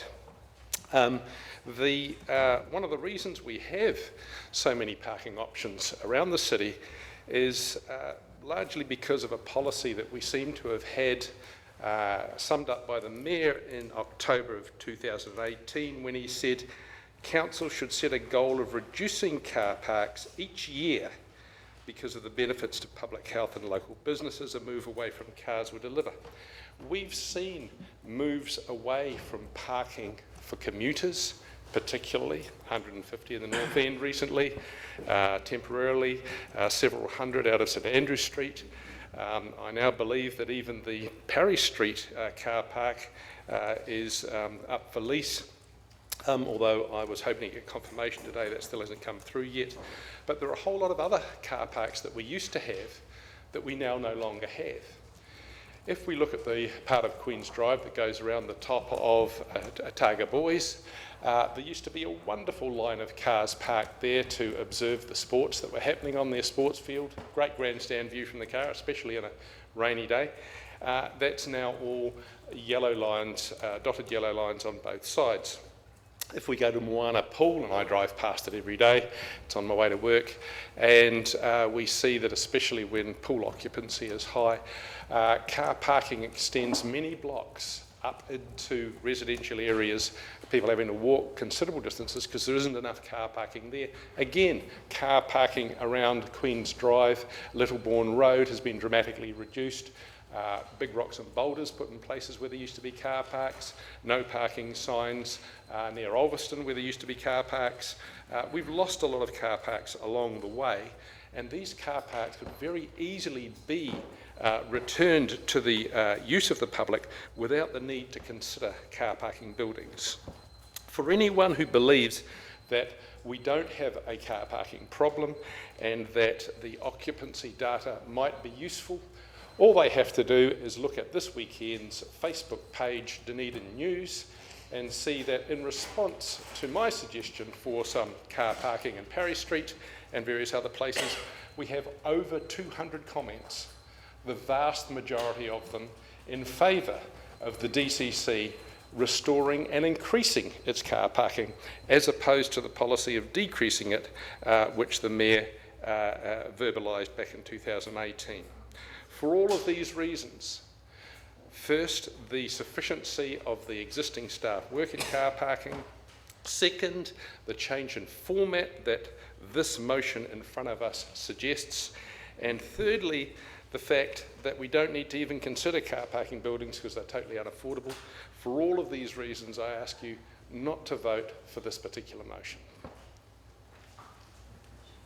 Okay, for my part, I will be supporting this motion largely because of quite a bit of frustration. First of all, my frustration that my attempt to develop policy has been completely ignored and the car parks haven't been reduced in the way that Councillor Vandervis accuses us of. But more importantly, frustration because in all of these discussions, it has been difficult to know exactly what the facts are. Because on the one hand, we get a lot of anecdotal stuff, and everyone's got every right to recount that, as Councillor Vandervis has, but it's not at all clear that there are that many fewer car parks now than there were some time ago at all. And it's not clear what the needs are. And I've found that very frustrating in the various discussions we've had. So I welcome this, and I welcome the fact that the staff have already started on doing some of the stuff aligned with this, so it shouldn't take too long. So I think this is a very welcome suggestion, proposal, and fully support it, and then we can have a coherent discussion subsequent to this study being done where we actually can agree on the facts and then start discussing what we need to do about them. Are there any? Councillor Wiley. Your Worship, I'll be supporting this motion. I think it is important to see what the differences are between 2016 and 2019. Because I think we've all seen quite clearly the increase of traffic with the growth from around the city.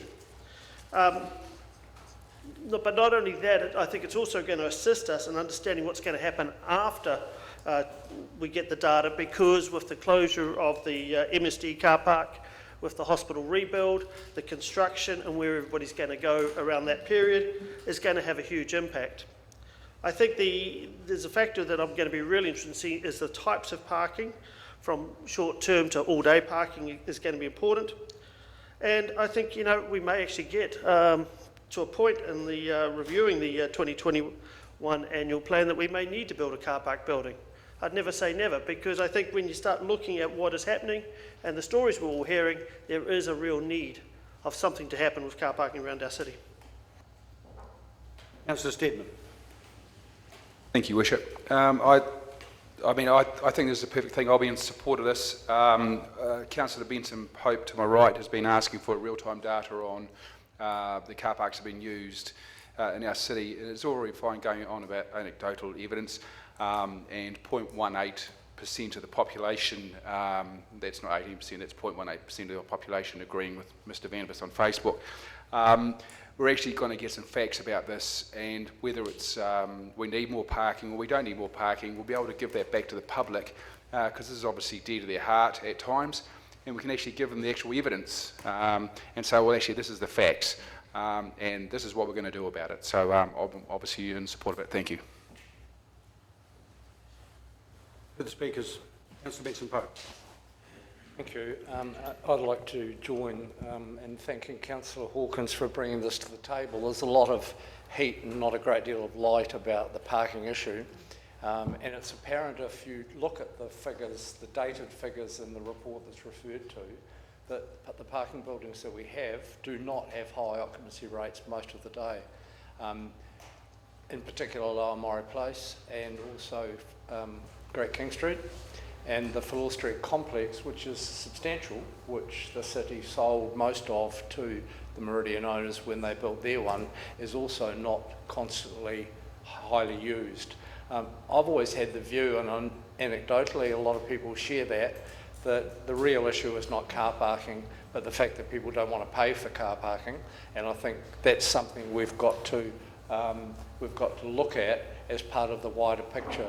We are fortunate in that we have some very strategically located parking now, but we're in a time when there's some pretty significant evolutionary developments in terms of the traffic flows around the central city. I'm not referring to George Street changes, I'm referring to the changes that are coming out of the bus hub development, which is still only partially operative because there'll be further changes as all the buses traverse Great King Street between, past the med school, and that will change people's driving patterns. I know I've already changed mine in terms of the routes I've traditionally used in Upper Murray Place and also Dowling Street, Burlington Street, because of the extra traffic volumes coming out of the bus hub. And I think that is going to change. And of course, there is the not too small matter of a very substantial long development of two very large hospital buildings in the central city. So I think it's very timely to have decent information so that instead of giving into one's obsession about car parking and not having very much information to base it on, we can talk about the facts and look at occupancy rates and the sensible decisions that inevitably in some direction or other will have to be made. Councillor Elder.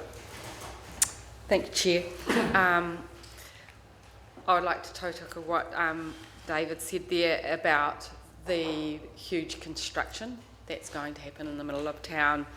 And also I want to talk about also thinking about the needs of health and safety of our nurses who have to walk at 11 o'clock to get to cars and things like that. We do have to do a wider picture view of this. I really support this review because in fact that enables it. And I'd like to also take into consideration the increase in our population, the increase in our vehicles, and the consideration of maybe even adding to that a survey of staff in our tertiary, our hospital, about what the barriers are towards using other forms of transport as well, so that there's a bigger picture of what we can see impacts on people's travel plans. But I do think, I looked up how many people work in the area just through the hospital, the Polytech and the university, and it's around roughly 37,219, but I mean that's rough, but that's a lot of people crammed into one space, and so we've got a lot of big thinking to do, and this survey and this investigation into parking will certainly help us with that. And the other consideration there is the increase in self-drive tourists, which has to be something that has to be taken into account. So I see the bigger picture. This is brilliant, and I fully support it, but it gives us, we need all the facts and figures to make good decisions on, including the people who actually need that parking for their families and for safety. So yes, I fully support it, but I think, you know, further investigations and larger investigations are also part of that plan. Gary. Just one brief comment on this. I will be supporting it, and I trust that it will include the publicly available on and off-street parking for those who require mobility parks. If we're going to be a truly inclusive city, we need to be mindful of that. The Speaker, Councillor Hawkins, your right of reply. Yeah, thank you, Your Worship. To assuage Councillor van der Vis's concerns, I'm not proposing a radical change of scope in the work that's being done. It's simply an update of the data set that we gathered in 2016. But following on from that, it's frankly embarrassing to be in a situation where we have elected members around this table who are going to vote against getting evidence to inform our decision making and defer instead to a Facebook thread on a community news page. If that is the level of evidence required to inform the robust decision making in the coming years, and our obligations under the Local Government Act to make the best informed decisions that we can, then Lord help us. Right. I'm going to put it. Division room, please. Councillor Benson Pope. Councillor Elder. Councillor Gary. Aye. Councillor Hall. Councillor Hawkins. Councillor Lafiso. Councillor Lord. Councillor Newell. Councillor O'Malley. Councillor Staines. Aye. Councillor Steadman. Councillor van der Vis. No. Councillor Wiley. Yes. Councillor Wilson. Your Worship. Aye. Carried 14-1. Thank you. Now, Councillor Wilson, you hot to trot? Thank you. I have shared it, I hope, with you, as my computer's just died on me.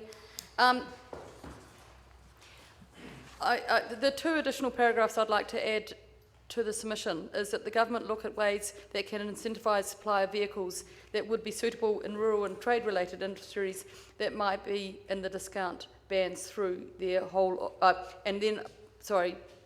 discount bans, e.g. through their whole of government purchasing schemes as one solution. I should have put e.g. in there. I don't know how they may do it, but I am concerned that they don't seem to be targeting that. And that government ensure that charging alternative fuel options are rolled out nationally to ensure that availability their availability to all drivers. Can I have a seconder for this, please? Councillor Gary, thank you. Now, there's two parts to this. One is that I think we want young people to be safe and secure in good vehicles and have access to these, whichever way, and there is certainly a lack of incentivised or discounted vehicles in that in the description so far, and I don't know why, because I'm sure that the government uses a lot of vehicles similar to this as well. The other part is that while they push ahead for this, if we don't ensure that there's a rollout of those alternative fuels or charging stations, we're actually going to have rural New Zealand not have people going for tourism into those areas, and they're going to be it's going to be hard to get access to those areas if there are going to be an increase in vehicles. And I don't know what the alternative fuel options may be other than charging, but I am worried about the tourism availability and the accessing some of the wonderful parts of New Zealand if we don't ensure that all vehicles can get there. So that's why I've added that other clause, but also to ensure that the many residents in this city and in Otago who live a long way away for the nature of their jobs from that vehicles just are not coming up to speed quickly enough to be accessible. And so that's why I've added those in. So I'm hoping I'll get people's support to those additions. Further speakers, Councillor Hawkins. Thank you. It's just, if you'll indulge me, a question for the mover, and it's around the vehicles that would be suitable in rural and trade-related industries. Is the intent of the resolution that it support heavier vehicles that are also low-emitting vehicles, as opposed to just subsidising heavier vehicles? Because that's not entirely clear. Sorry, the intent is that, I was looking at the photo of the bans, that at the moment the vehicles provided for, or in those bans, there aren't vehicles that would be suitable generally. And unless we're targeting, or someone is targeting getting those into this country, it will be very hard for them. And I'm sure that New Zealand government needs those vehicles as well for many of their jobs, and they could be using their own ministries. MPI use utes. Can I suggest in that case that the addition of the words low emission? I think it's clear because it's used in the discount bans. It's in the discount bans. Oh, okay. Yeah. Yep. All right, Councillor Hawkins. There's a further speakers. Councillor Newell. Thank you, Your Worship.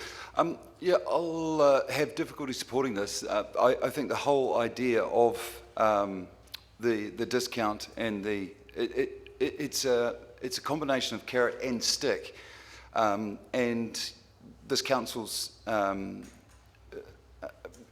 notified that we want to sort of hurry things along regarding our goals to carbon efficiency and carbon neutrality, bringing it from 2050 back to 2030. This is going to cost. And I think this is only the argument that it's for safety. I mean, it's only for new vehicles. If you're not buying new vehicles, you know, sit on the current vehicle that you have for 2 or 3 years, and by then the infrastructure should be there and will be there. This is a problem that involves all of society, and I think all of society should be part of the solution. Further speakers. Councillor O'Malley. I guess I have to agree with Councillor Newell. I think the whole point is that if we start making exceptions to the policy, then effectively the policy is not going to have any activity. And what we have seen is a plethora of single-use driver trucks appearing in the cities. And so how are you going to enforce this, that it is only sitting in one particular area? Unless you put high efficiency vehicles, maybe, is that what you're saying? Supply of...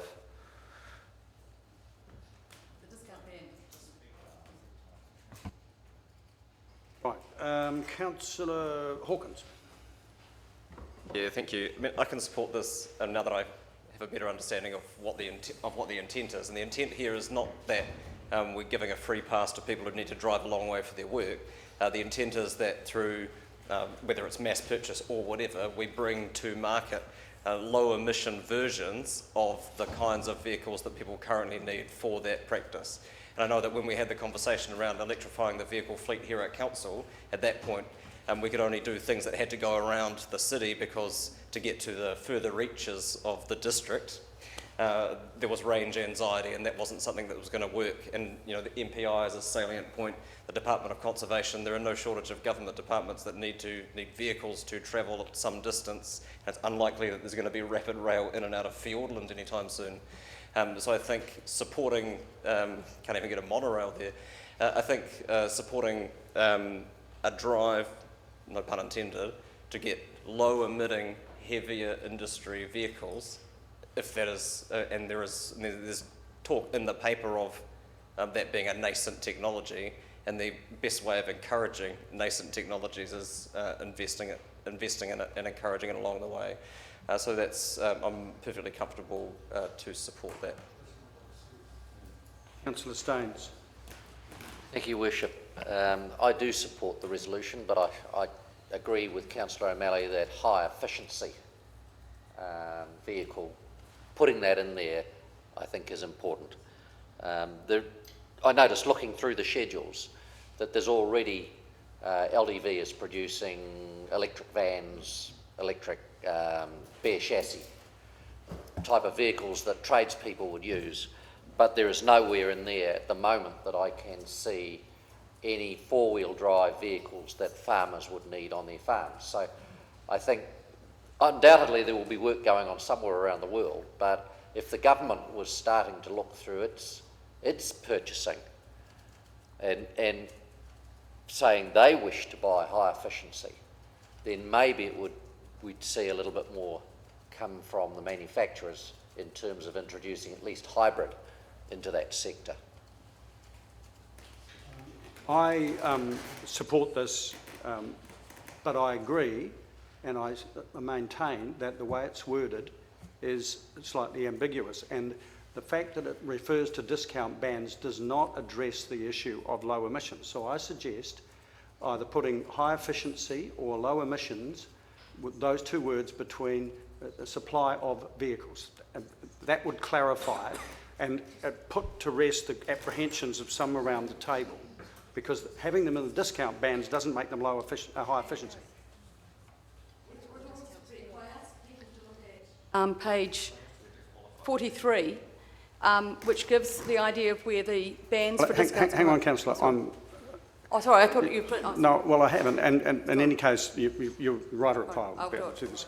And I completely acknowledge that it may be, if you look into the definitions, etc., that discount bans means that, but that's not what's understood around this table, and it can't. My point is, it can't do any harm to clarify it. That's my point, but I will be supporting it the way it is.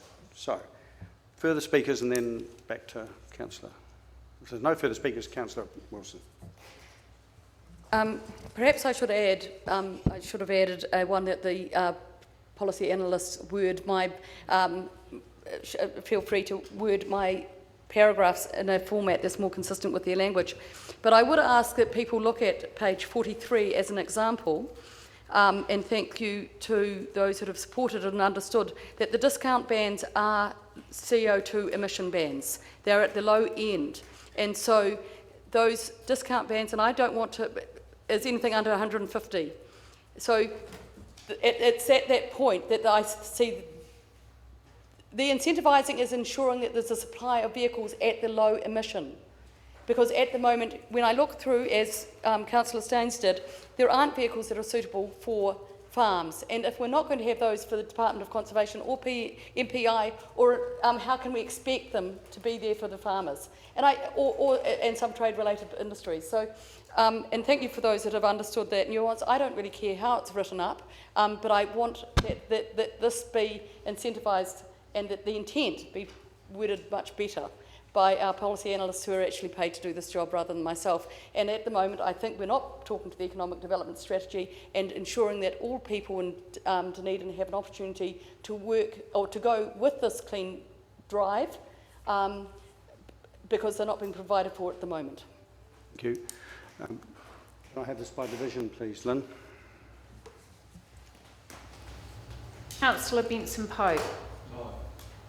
Councillor Elder. Yes. Councillor Gary. Aye. Councillor Hall. Aye. Councillor Hawkins. Aye. Councillor Lafiso. Councillor Lord. Aye. Councillor Newell. No. Councillor O'Malley. Sorry, was that no? Thanks. Councillor Staines. Aye. Councillor Steedman. Yes. Councillor Vandervis. No. Councillor Wiley. No. Councillor Wilson. Yes. Your Worship. Yes. Carried 10-5. Thank you. Now, that is the end, councillors, of the public part of the meeting. So I'll move from the chair that the meeting move into confidential for the reasons outlined in the agenda. Second to Councillor Staines. All those in favour, please say aye. Aye. Against? Carried. We'll need to give the camera crew time to demount.